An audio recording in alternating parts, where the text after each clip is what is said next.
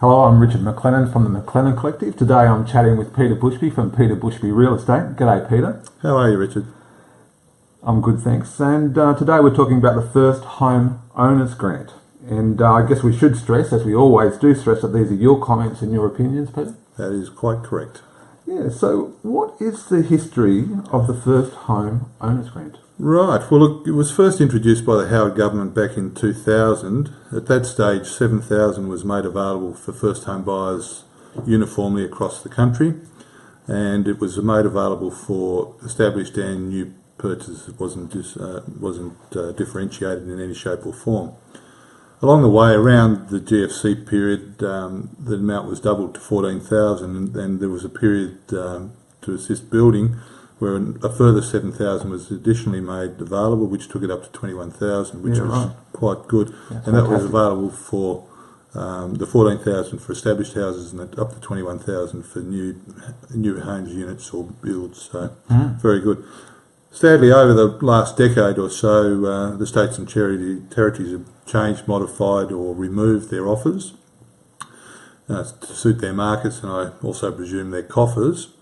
A number of jurisdictions now, however, do offer stamp duty relief as an alternative, and that's seen to be a very good thing and something we can talk about a little bit later. So looking at the current grant, what is the situation in Tasmania, Peter? Okay, the $7,000 grant for established homes was dropped by the state government 3 or 4 years ago. The grant has continued only for new homes, units and new builds, and has varied on the amount paid. Currently, until 30th of June this year, the amount is $20,000, and come 30th of June it drops back to $10,000. The qualifications that you need as a first home buyer or builder to be eligible are to be an adult, never owned a property before, be an Australian citizen or a permanent resident, and you have to live in it. So you can't buy it as an investment and not live in it, and they do check. So they are the main criteria. The grant is applied for through the state government revenue office, so that's the way to do it. In a sense, I get that the federal government and the state government shifted the grant to new homes to assist the building industry at the time when it was a bit of a doldrum and a slump in activity, but the building activity is quite buoyant at the moment, the building industry. And really it's been at the expense of other potential buyers who can't afford the cost of a new home. So stamp duty is a major cost that affects first home buyers. What's the situation with that? Yes, it's interesting. It affects everybody buying a property, but it affects first home buyers quite dramatically because of the extra cost apart from what they need to get together to buy. There was a stamp duty relief available too for first home buyers up to $4,000, the first $4,000 that was removed about the same time that the support for established properties was taken away. Currently there's no relief at all here in Tasmania for first home buyers in relation to stamp duty. It is a big impost, and I just prepared a couple of quick examples just to have a look at. Yes. If you were buying a first home buyer buying a $200,000 property, the stamp duty that you would pay is $5,675. If you were buying a $300,000 property, you would be paying $9,550. Interestingly, when you look at all the other jurisdictions around the country, first home buyers of a $300,000 property in Queensland pay nothing, nor do Northern Territory or Western Australian first home buyers. They pay no stamp duty. In the ACT they pay a whopping $20. Wow. And in the New South Wales environment, if it's a new home, they don't pay stamp duty. In Victoria there is certainly some relief as well, but it depends on your circumstances, and that's a bit more complex just to make a one sentence statement on. There's certainly quite a range of different costs there across the nation. So do you think this assistance should apply to all first home buyers? Look, I really do. I think it's almost elitist the way it's structured at the moment. I feel that it's not helping the people who potentially need the help most.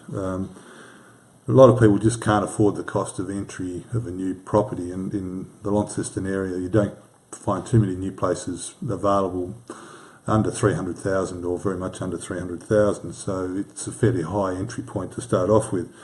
Often that's usually a unit too in our environment. Whereas in the Greater Launceston area, I had a look yesterday online just to double check, but there are dozens of properties in the Greater Launceston area under $200,000. Some are even closer to the $100,000 mark. So if you're getting support and assistance, it can make the real difference in terms of being able to get that first foot in the door to be able to take on home ownership and the security that brings on in the long term. Yeah, for sure.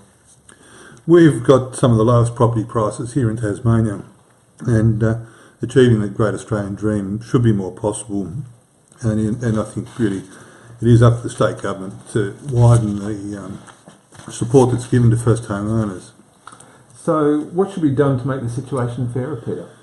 Look, the Real Estate Institute of Tasmania has been calling on the state government to look at stamp duty relief, and I really believe that it is the right course of action. I'm happy for perhaps the waiver to be capped, say the first $10,000 payable. This would broadly bring us in line with other jurisdictions around being the states and territories around the country on stamp duty concession policy. Yes. And I think really it would still give the building industry the same level of support that they are going to have come June 30 of $10,000. So it's helping more people get home ownership, and I think that is a great thing in the long term for the stability of the housing market and for people in Tasmania in particular. That sounds really great. So what are other benefits? Look, the benefits as I see them are that if you assist people to buy, that takes the pressure off the rent market, and as we know right now, rent vacancies are very tight, and people buying property would alleviate that pressure.